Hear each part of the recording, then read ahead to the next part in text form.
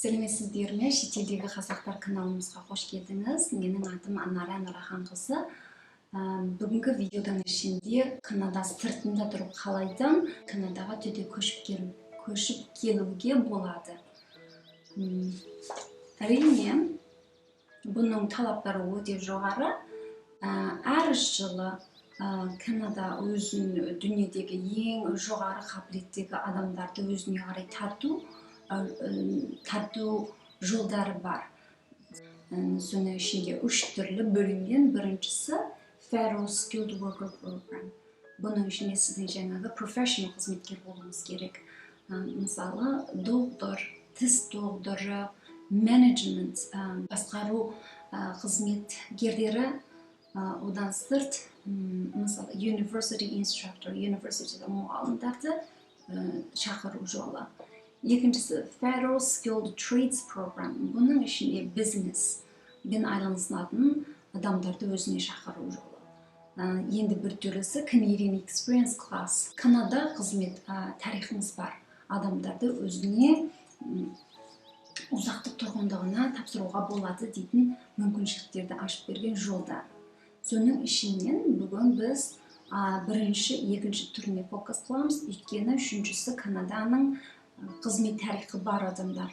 Сондықтан біз Канада сыртында тұрып, жоғары қабілетті адамдар қалайдан Канадаға бір жолада көшіп келуге болады дейтін тақырыпты фокус қылайық.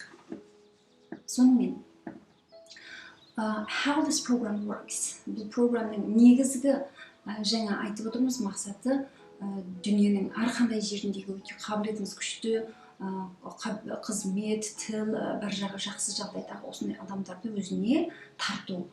Бұның ішіне сіздің қандай нәрселерді, факторларды ойланыстырады, болмаса қандай адамдарды skilled, мықты қабілеті бар адамдар деп есептейді. Оның ішіне өте қанық өзінің бір систем бар. Бұның ішіне сіздің жасыңызға қарай отыра, education, үйрену тарихыңызға қарайды, work experience, қызмет тарихыңызға қарайды, ағылшын тіл болмаса француз тілдегі тіл қабілетіңізге қарайды. The last one, adaptability. Adaptability дегені сіз бір мемлекеттен Канадаға келген кезде қаншалық тезде сіз үйірлесіп кете аласыз деген қабілетіңізді бағалайтын болады. Айтып отырмыз, бұның бәріне деген өте бір систематик өзінің бір программ бар. Мысалы, сіздің жасыңыз 20 жастан 40 жас, 45 жас аралығындағы кісілердің алатын нөмір саны 60 жас болмаса 50 жастағы кісілерден қарағанда жоғары болады. Өйткені сіздің бұл жасыңыз дәл қызмет істейтін уақыт Канаданың экономикасына болмаса мемлекетке тіптен көп contribution, тіптен көп өзінің үлесін қосылады деп есептейді. Бұл жердегі нөмір, айта кетейік, нөмірдің неге пайдасы бар деп, біз сыртта тұрып сіз тапсырған кезде бәр нәрсесін торап арқылы өзіңіздің бір аккаунтыңыз бар, соның ішіне әрбір өзіңіздің жағдайларыңызды кіргізесіз. Мысалы, тілден қанша нөмір алдыңыз, ағылшын тілден қанша нөмір алдыңыз, ең жоғарғы сіздің education degrees, мектептегі алған дипломыңыз қандай, болмаса сіз қанша жылдық қызмет істедіңіз деген бұл әрқандай информацияларыңызды кіргізесіз, сол арқылы сізге нөмір береді.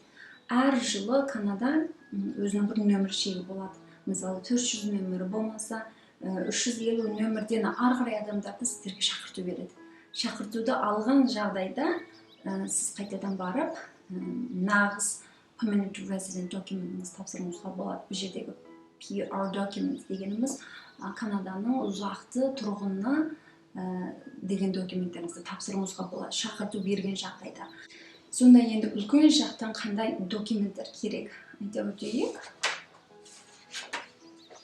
Әрине, Канадаға әрқандай саяхат визамен, оқу визамен болмаса, work қызметпен болмаса сыртта тұрып, PR-ға тапсыру жолы арқылы келсеңіздерде негізгі документтеріңіз бәрі оқшаш. мысалы бірінші сіздің паспортыңыз керек әрине, екінші расым керек әрине, police certificate. Бұны айтып өттік, сіз өзіңіздің жергілікті police департаментқа барып өзіңіздің өткен 12 айдың ішінде, бір жылдың ішінде ешқандай қылмыстық жұмыстарға қатынаспады деген соның evidence, ешқандай қылмыстық жұмыстарға қатынаспадық дегеннің куәлігі керек. Medical exam, денсаулығыңыз жақсы дегеннің куәлігі керек. Одан сіз birth certificate, мысалы сіз өзіңіз ғана емес, кішкентай бала болатын болса, баланың туылған куәлігі керек. Marriage certificate, той қылған болатын болса, той куәлігіңіз керек. Adoption certificate, бағып алған болмаса, асырап алған бала бар жағдайда, ол кішкентай баланың adoption certificate сіздің сол нағыз бағып алды дейтін куәлігіңіз керек. Бұдар айтып өтті жаңағы ең негізгі документтер. Енді жаңағы айтып отырған skilled worker болатын болса, одағы өзінің ерекше бір талаптары бар. Біріншіден тіл қабілетіңіз. Біз айтып отырмыз, бұның бәрі өте жоғары қабілеттегі қызметкер деп айтып отырмыз, сондықтан сіздің тіл қабілетіңізді дәлелдеуіңіз керек. Ағылшын тілі болмаса франция тілі. Оған сіздің нөміріңіз қанша жоғары болған сайын соншалықты жоғары нөмір аласыз. Сонда қаншалықты тіл қабілет керек. Бұл жерде біздің айтып тұрған Canadian Language Benchmark өзінің бір канадалық тіл қабілеті қай жерден барып сынауын беру керек дейтін өзінің талаптары бар. Бұның ішінде 7 нөмір болу керек. Skilled worker, мысалы сіз доктор болмаса dentist, доктор болатын болсаңыз, сіз ағылшын тілден 7 нөмір алуыңыз керек. Сонда ғана бұған толымсыз деп есептейді. Ал бизнес істейтін шұғылданатын кісілер болатын болса 5 нөмір. Сізге ағылшын тіліне деген талабы біршама төмен болады. Ал ендігісі жаңа айтып кеттік education. Канада ішінден, Канада бір мектептен үйреніп алған дипломыңыз болмаса, оған нөмір қосады. Өз мемлекетіңіздің ішінде тұрып болмаса, басқа бір мемлекеттен алған дипломыңыз болатын болса, ол дипломыңызды жаңа біз айтып өткендей assessment өткізуіңіз керек. Оны бағалайтын болады. Бағалауына қарай отыра сізге нөмір береді. Ал енді бірі job offer, invitation. Мысалы, сіз Канада сыртында тұрып қызмет іздеп, Канададан қызмет шақыртуын алған жағдайда шақыртуыңызға нөмір қосып беретін болады. Әрине біз жаңа бір үлкен жақтан айтып кеттік, сіз Канада сыртында тұрып, төте Канадаға көшіп келуіңізге болады. Оның ішінде әрине 3 түрлі бар. Үшіншісі сіз Канадада қызмет істеп көрген тарихыңыз бар. Бұны фокус қылмадық. Өйткені біз әзір Канада сыртында тұрып қалай тапсыруға болады дегенді фокус қылып отырмыз. Сондықтан 2 түрлі жағдайда. Бірінші, сіз federal skilled worker, жоғары түрдегі қызметкер болуыңыз керек. Менеджмент, басқару жүйесінде істедіңіз. Болмаса өте professional қызметкер. Мысалы, сіз жаңа айтып өткендей engineer қызметкер, сіз жоғары university professor, болмаса докторлық, lawyer, докторлық кәсіпкерлер, тіс докторлары, болмаса заңгерлер, бұлардың бәрі ең жоғарғы түрдегі қызметкер деп есептейді. Енді бір түрі federal skilled trade, мемлекеттік дәрежелік бизнес қызметкерлер. Бұларды да кіруіне болады 2 түрлі жағдай. Ал бұларды қалайдан талдап болады дегенді айтып өттік. Сіз өзіңіздің үйрену тарихы, тілге деген қабілетіңіз, қызмет тарихыңыз, Канадада туыс-туғаныңыз бар ма? Болмаса Канададан әзір қызмет шақыртуын алып болдыңыз ба? Болмаса Канададағы бір өлкедер сізді шақыртуға шақырды ма деп, сол нөміріңізге қарай отыра, әрбір факторға қарай отыра, сіздің нөміріңізге қарай отырып, нөмір шекке қарай отырып, әр жылы мемлекет сіздерге шақырту береді. 400 нөмірден ары қарай, болмаса 380 нөмірден ары қарай деп өзінің әр жылғы нөмір телегі оқшамайды. Сондықтан мен сізге бір specific answer бере алмаймын бұл жерде. Бірақ сіз жағдайыңызға қарай отырып нөмір береді. Нөмір шегі сол жылдық шегінен өткен жағдайда сізге жаңағы invitation береді, шақырту қағаз береді. Шақырту қағаз алдыңыз деген сөз артында 2 айдың ішінде сіз барлық жаңағы айтқан документтеріңізді тапсырасыз, оларды тексеріп алады. Содан кейін сізді Канада сыртынан төте кіруге болады дейтін артқы жолдары ашылатын болады. Әрине біз үлкен жақтан ғана бір таныстырып өттік. Айтып өткендей, сіздің нөмір шегіңізге қарайды, әрбір жағдайдан, әрбір кісінің өзінің жекелік жағдайына қарайды. Сондықтан мен бір қанық былай болса келе алады дейтін нәрсені айта алмаймын. Бірақ біз бір мысал айтып көрейік. Қаншалық нөмір болады екен, мүмкіншілік бар ма екен деп. Мысалы, сіз қайсы өлкеге келесіз? Қайсы өлкені талдадыңыз, одан маңызды. Кейбір өлкелердегі өзінің талаптары жоғары, ал кейбір шет жақтағы өлкелерде олардың талаптары онша жоғары емес. Мысалы, біз бұл жерде Ontario, көп адамдар Ontarioға келгісі келеді, Торонтоға келгісі келеді, сондықтан соны есептеп көрейік. Біріншісі Ontarioға келем дедік. Екіншісі, till нәтижеңіз бар ма? Yes, else нәтижеміз бар дедік. Қайсы жыл бердіңіз? Биыл 2021, соған 2020, алтыншы айдың 5-і бердім деп есептеп көрейік. Бұл жердегі ағылшын тілге сіз сынап берген болатын болсаңыз, әрбір speaking, сөйлеу қабілетіңіз, тыңдау қабілетіңіз, оқу қабілетіңіз, and writing қабілетіңіз бәріне де қарайды. Сондықтан әрбіреуіне деген өзінің бір нөмір шектері бар. Мысалы, кейбір адамдар 6-да 5 нөмір алдым, 5-те 5 болмаса, оқу қабілетім 7 нөмір, жазу қабілетім 7 нөмір деп бір мысал айтып көрдік. Бұл төмен.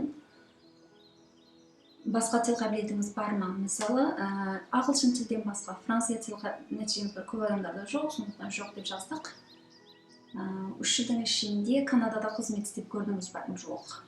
During the period, қандай қызметке істеп көрдіңіз? Жаңа біз жоқ дедік, сондықтан бұл жерде де жоқ деп есептейміз.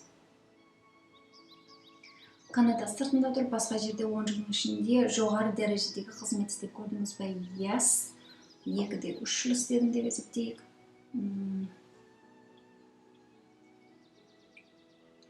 How much money, қанша ақшаны Канада алып келесіз? Әрине бұл жағдайда айтып кетпедік. Сіз Канада жалғыз адам келетін болсаңыз, сіз алып келуге өзіңіздің 1 жылдық тұрмысыңызға жеткілікті ақша $12,960 Канада долларымен бір адамға.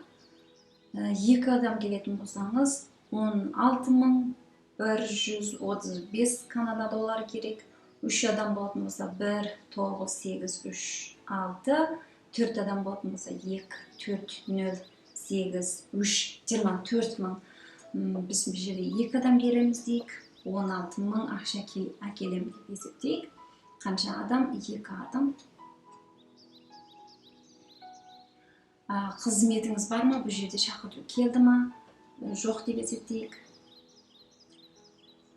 Канадаға әзір қызмет істеп жассыз ба? Канадаға келіп болдыңыз ба? Жоқ, әлі келіп болмадым. Жаңағы тоштырған біздің информационымызға қарай отыра бізге айтқаны Express Entry, Канада сыртында тұрып көшіп келем деген шартыңыз толмайды деп келді.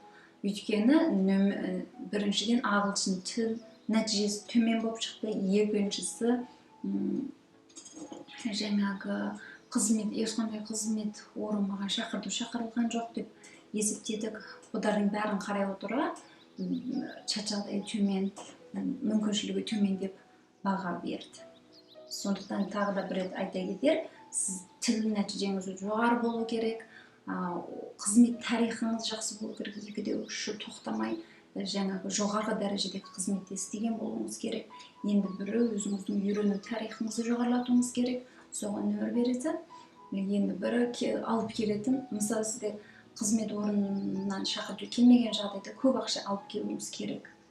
Көп ақша дегеніміз жаңағы бір адамға 12 мың, 2 адамға 16 мың, 3 адамға 19 мың, 4 адамға 24 мыңнан жоғары болу керек. әрине бұл жерде айтып, жаңа тағы бір жерде айтып өттік.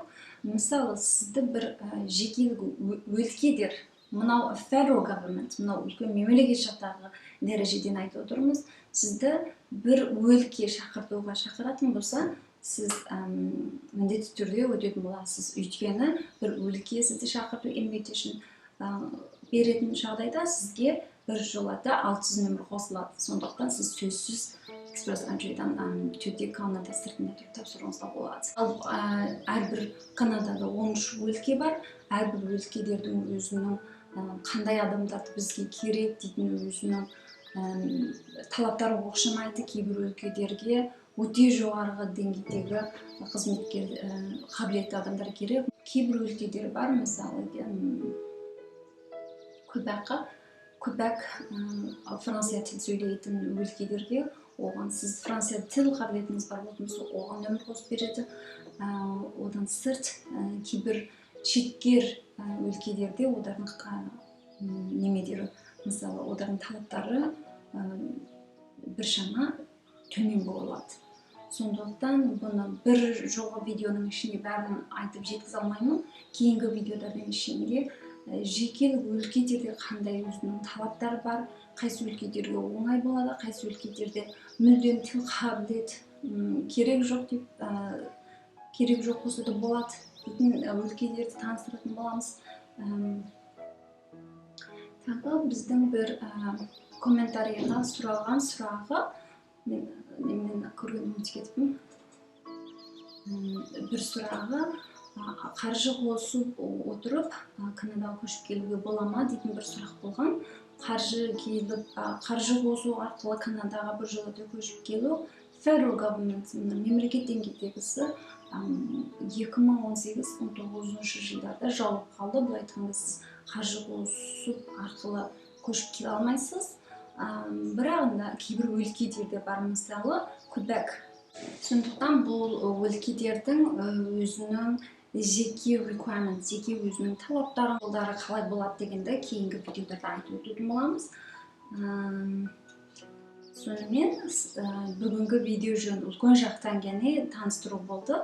Сұрақтарыңыз болса, комментарийға жазыңыз. Білмеген жағдайларыңыз болмаса, өзіңіздің қандай топик, қандай ендігі жолғы видеоға бұны айтыңызшы деген өзіңізде қандай идеяларыңыз бар болса да, оны біздің комментарийға айтып жазып кетсеңіз болады. Сонымен сізге бірге болған Анара Нұраханқызы. Келесі кездескенше сау саламет болыңыз. Рахмет.